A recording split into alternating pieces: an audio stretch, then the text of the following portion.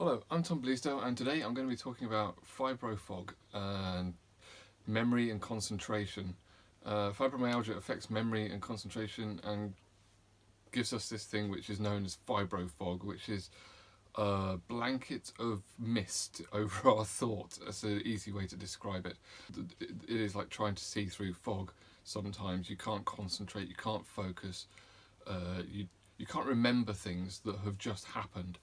And I have entire conversations that I completely have no memory of the next day. There's several hours during the day where I try to avoid doing anything important or speaking to anyone important or having any appointments or anything, because I know that my brain won't be able to take it all in and won't be able to register everything.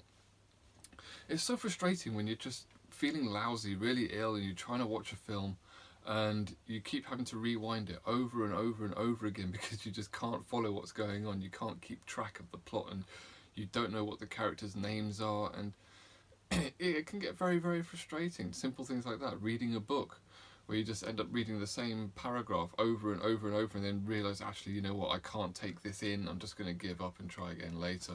That's very frustrating, because when you're feeling lousy from fibromyalgia, you just want to watch TV or read or try and sleep, but as we know, sleeping is difficult because of the pain.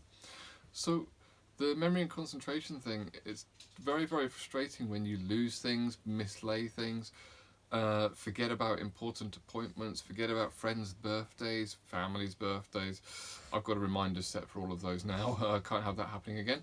And it's just a strange symptom. You don't think that your memory and your mind should be able to do that to you. When you can think like clearly and normally and quickly, that's how it should be all the time. And it's confusing, and you can't understand why fibromyalgia would affect the brain like that. Some people say the brain is a muscle. Fibromyalgia affects the muscles, so maybe it's that. That's not something I've actually really looked deeply enough into to give any kind of real ideas on, but it's just something that we all have to live with if we have fibromyalgia, this strange fibrofog, the concentration problems and memory problems. Try not to feel bad about forgetting things. Make sure people who are important to you know not to try having important conversations with you when you're half asleep. Just be honest with people when you are not able to concentrate, and just say to them, look, I'm really sorry, my fibromyalgia is affecting my concentration and I can't follow what you're saying. I'm going to have to have this conversation later.